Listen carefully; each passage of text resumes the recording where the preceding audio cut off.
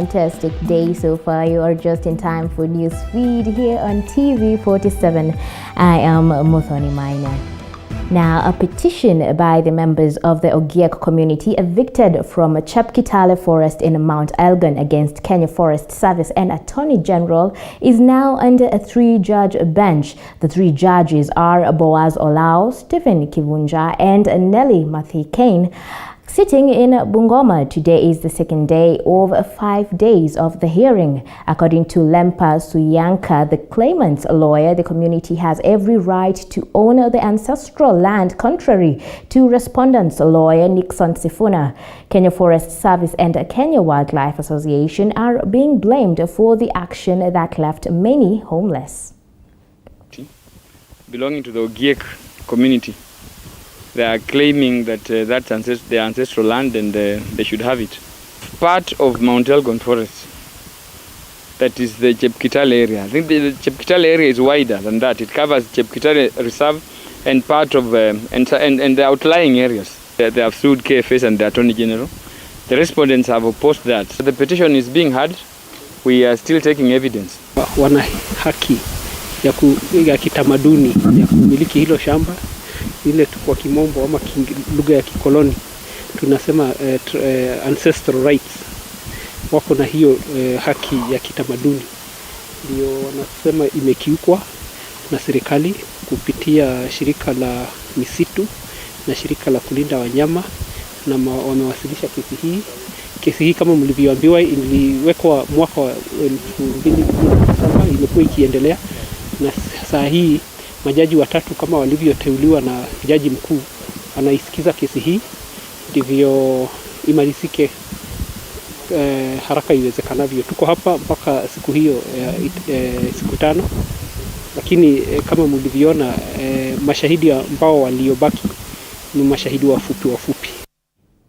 Moving on, police officers have dispersed a group of university students holding demonstrations in the capital to condemn the surging cases of rape and brutal murders in the universities. Police confiscated placards and banners held by the students. The students claim rape cases have escalated as a result of insecurity in universities. The students are also calling for speedy investigations into murder and rape cases reported in universities, within the last being in Masinde Muliro University, where a student was raped and later killed. At Masai Mara University, students went on rampage a week ago to protest the killing of a second-year student in an accident involving a motorcycle rider. The demonstrations had been organized by University Presidents Council of Kenya. Msiwashike kwa sababu the only thing ile iko wacha warudi ofisi pale. Yes, they talk with the boss, akiwa approve. Unajua walipeana notification tu hata si approve. Yeah, that is the problem now. Haiko fanye pia ndio mnaanzanga kuraya watu na matia gas. Unafanya hivi, unaona watu kama hao ma comrades si wamemark wanaenda wapi na wapi. Unaona venye wana match hivi, kwa match tu hivyo ile kitu kwanza habari mkubwa. Moving on, wrangles have emerged at the Kenya African National Union KANU offices at KIRINYAGA branch after 2 groups of officials engaged in a fight for the control of the party. One group, led by Secretary Peter Wachira, led a group of sprinter groups that allegedly ousted the chairman, John Nguregathongo, and replaced him with an interim chairman, Samuel Kanyuera, accusing him of poor leadership. The ousted chairman, John Nguregathongo, has however dismissed his purported ouster, accusing his secretary of serving the interests of outsiders to wreck the party from within.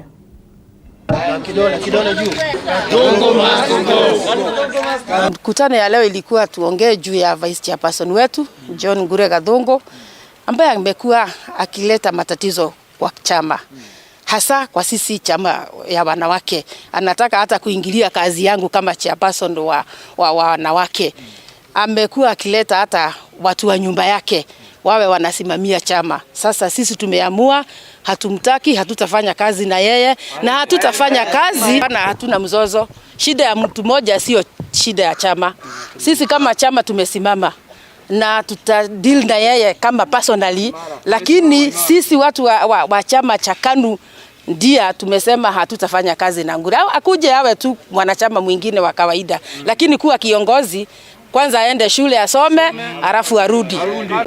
Tumekuja kwa sababu ya kitu moja tu. Watu wa Dia leo sub branch walikuwa wamekutana juu ya mtu mmoja anaitwa John Ngure Gathungu ambaye ndio vice chairman wa hii sub branch, na leo wameamua na kauli moja, John Ngure Gathungu aende na apumzike. Na mimi kama secretary general nimekuja kudhibitisha kwamba umefanya mkutano na John Gathungu mwenyewe ameondolewa na ana ruhusa yoyote kuita mkutano wa KANU katika Dia ama Kirinyaga. Na sisi kama wana wa KANU wa Kirinyaga tumeamua tutaenda na njia moja, tutaunga mkono programs za youth na wakina mama, na sisi tuko imara. Now let's cross over to Nakuru, where youth across the country have been urged to seek more opportunities in the innovation industry. Rift Valley Institute of Business Studies is partnering with universities, the private sector and innovation hubs across the country to enhance growth. According to the Managing Director, John Gitau, with the onset of COVID-19, THWART systems have proved their adaptability and made a direct contribution to the crisis response in some contexts. Sentiments echoed by the lab's lead batch processor at the institution, Robert Othiambo, and some of the students. One of the pillars in that agenda is production and manufacturing. One, we are creating employment and we are reducing the imports that are required. Instead of importing, we are reducing the usage of foreign currency by producing these products locally. Nataka kuelimisha wanafunzi pia tunafanya nao. Yes. So by the time sasa watakuwa natoka nje hapo utakuta wamepata kitu ya kufanya. Because we will be shown how to make shampoos, leave-in treatments. Moving on, traders at GITUAMBA market within Saboti sub-county Trans Nzoia have expressed optimism of improved security at night following the installation of a high-mast floodlight by a private developer. The region has witnessed an increase in cases of insecurity at night, which has affected commercial activities. Apart from breaking into shops, an organized criminal gang has also been stealing livestock. Residents say the light will improve security and be a boost in their businesses, as business activities can now take place during the night. Lakini kwa mara huwa inapotea. So inapopotea tunakuwa na kisa nyingi na hali ya usalama inakuwa na utepetefu kidogo. Kushukuru kwa sababu hii taa itatusaidia pakubwa sana. Wakati soko inaendelea kukua, kumekuwa na hali mingi sana ya uhalifu. Tumekuwa tukitembea katika giza. Tunataka tuhakikishe kwamba mambo ya insecurity sikue katika Kiboroa hii. Ili watu wafanye biashara mpaka usiku. Na kila mtu akae kwa amani. Si hapo itakuwa ni vizuri. Light ambayo itawasaidia kwa ajili ya security na hata business. So tumekuja kwa niaba yake kuwapatia hii mwangaza. Na hii haitakuwa ya mwisho.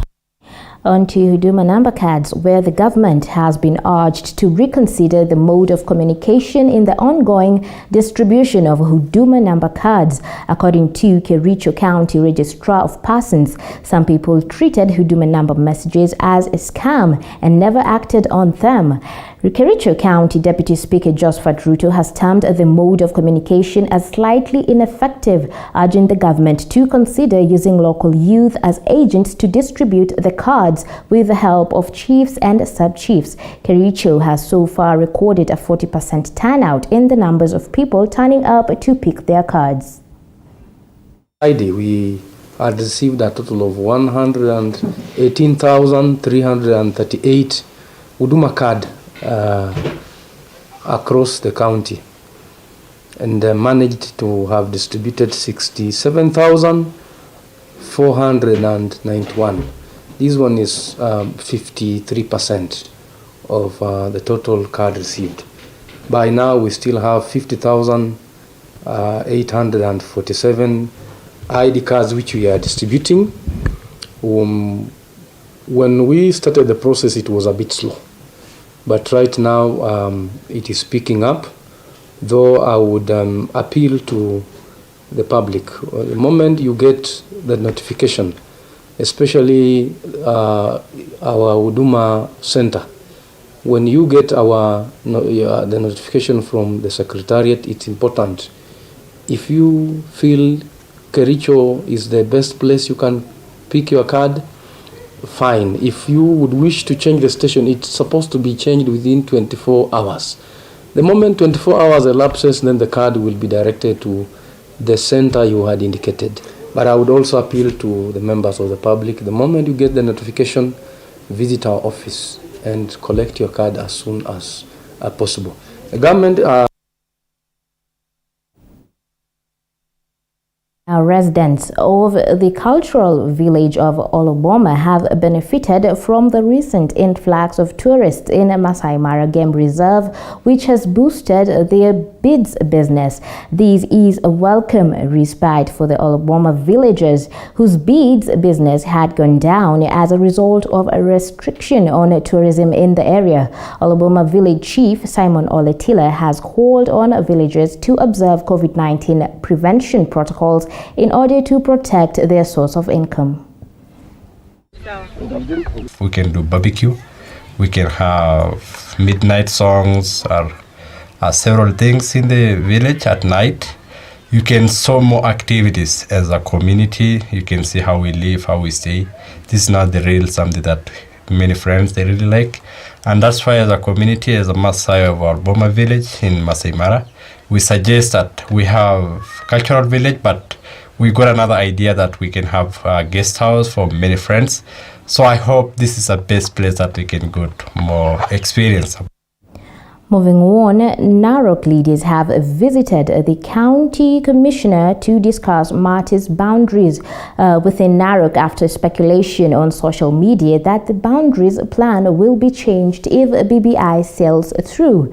Speaking after the meeting, which lasted for 2 hours, the leaders accused some of their colleagues allied to Deputy President William Ruto for trying to incite some community in NAROK for their political gain.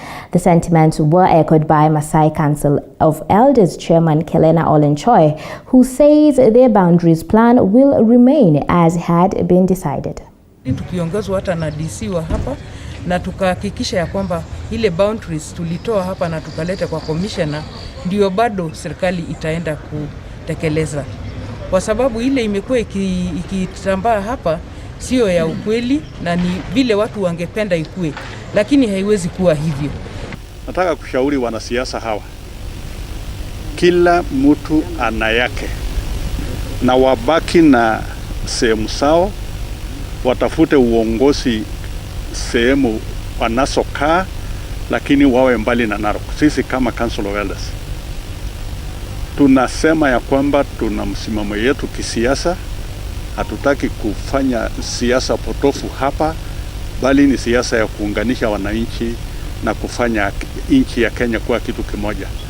Na kama ni siasa wanaleta NAROK, tukataka tu kuambia waje NAROK, lakini wajue hiyo siasa yao haitakubaliwa hata kidogo.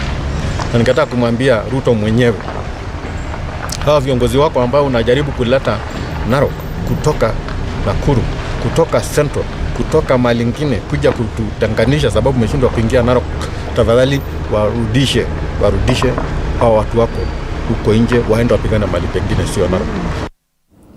Now that story takes us for a short break. Remember, you can send us your feedback at TV47 Kenya across all social media platforms. Do stay tuned. We'll be right back.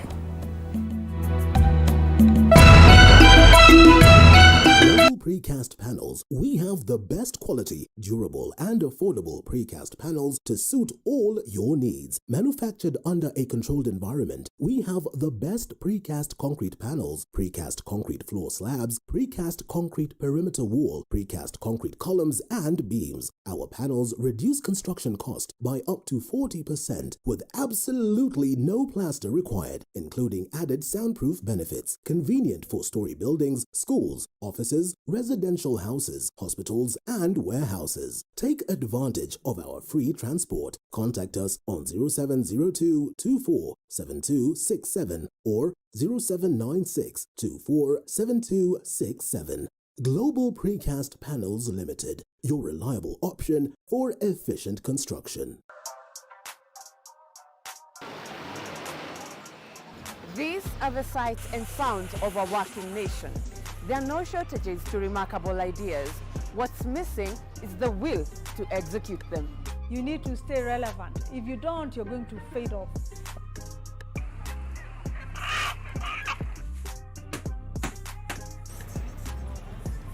Yes, they are a dime in a dozen, but the real meat on these bones comes from trying to realize them. You just need to perfect anything. If it's drawing, if it's music, pursue it 100% because it's something that is giving back. Join me, Violet Njoki.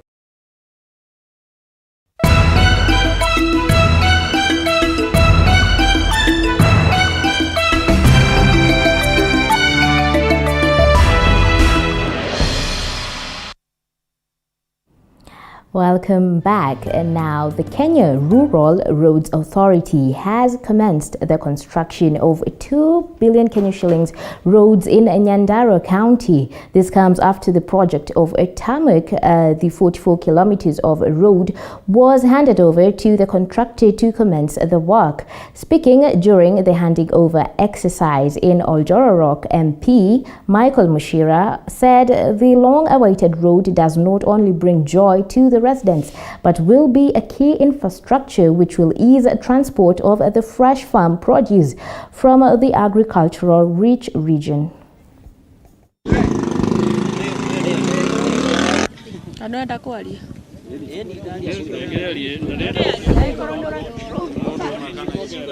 Sisi hapa kwetu Boiman ni wakulima na tunapanda viazi mingi, tuna maziwa mingi na pia tuko na mboga na carrots, na imekuwa ngumu sana kutoa hizi chakula kwa shamba na kupeleka town kama Nakuru ama town zingine kama Olkalau. Hii barabara itakapotengenezwa itakuwa na manufaa kwa mwananchi, kwa sababu tutaweza kupeleka produce zetu za shamba kule Nakuru kwa haraka. Jambo lingine, itaweza kupanua uchumi wa hapa, kwa sababu sasa transportation ya vitu za retail za maduka ndogo ndogo ambayo tunafanya biashara hapa kwetu itakuwa chini kidogo. Cost kitambo ilikuwa mingi kwa sababu tulikuwa tunazunguka ile ingine ya Subukia kwenda hivyo Kambazi, lakini kwa sasa tutakuwa tunaipata kwa njia rahisi na tutakuwa ikitufikia kwa muda unaofaa. Kama ni mafuta ya petrol station itakuwa inaletwa kutoka Nakuru pipeline mpaka hapa direct bila kupitia njia mrefu. Sisi tuna appreciate unye, tulikuwa nasikia maendeleo yanapeleka Kisumu, lakini sasa tume appreciate. At least ametuletea lami kwa mara ya kwanza. Sasa ile kitu tunataka sisi at least 50% ya hii youth allocation ipewe vijana wa hapa. Kama lami napitia hapa at least 50% ipewe vijana hapa cause maboi wengi hapa wako jobless, unaona? Tuta appreciate hiyo ikifanyika. Barabara itasaidia wakulima wengi kwa sababu wale watu wanaoishi hapa ni wakulima wa viazi, wakulima wa maziwa, na wataweza kupeleka mazao yao kwa soko. Kwa sababu hii barabara itashikanisha Nyandarua ama Oljororok na Olkalau, na ishikanisha pia Oljororok na Nakuru County. Kwa hivyo tutaweza kupeleka mazao zetu kule Nakuru na pia Olkalau, ndio wakulima wasaidike. Now, the world is marking Oceans Day today. In Kenya, the celebrations are being led by the World Oceans Day Secretariat, which is a joint initiative consisting of the government, civil society, private sector, and individuals. Now, Petronilla Goren is in Mombasa and now joins us live. Petronilla, how is the day marked in Mombasa? And Kenya Wildlife and hotel keepers and caterers participated in a beach day and on. And yesterday, Maina, the highlight was waste management. And it was noted that young people found their way into their beach in large numbers among other ways. And this year it has been clear because mice and diapers are also found their way into the beach, affecting marine life in general, marine economy, and even the face of the ocean line. Considering plastics do not degrade when they find their way into the ocean, then they get into small particles leading to microplastics that affect marine life. And research has shown that in the next coming few years, if nothing is done when it comes to pollution, if plastic pollution is not managed, then we will be eating fish laden by plastic. And Maina, also COVID-19 pandemic was mentioned as one of the ways that has affected indirectly the ocean life. And just to say that the dependence of the ocean, that is the seafarers, have been affected because they have not been able to participate effectively in activities that bring them income. And that has led their revenue to go down, to decline by 80%. And Maina will bring you more news later in the day. Yeah, we'll bring you more news later in the day. And subsequent bulletin, just to let you know how this day is being marked here in Mombasa. Back to you, Studio Maina. So much, Goren, for that report. As the world today marks World Oceans Day, which is being led in Mombasa by a joint initiative, which is consisting of the government and the civil society, the private sector, and individuals. Thank you so much, Petronila, for that report. Now let's cross over to sports.